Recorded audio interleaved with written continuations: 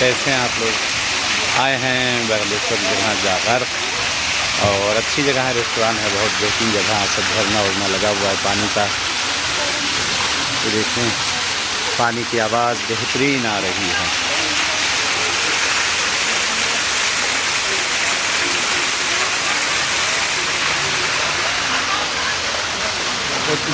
Sir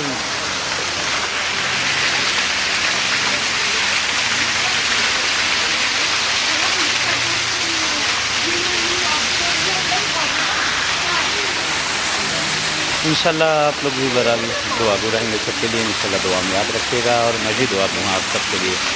इल्तमास से दुआ, इल्तमास से दुआ।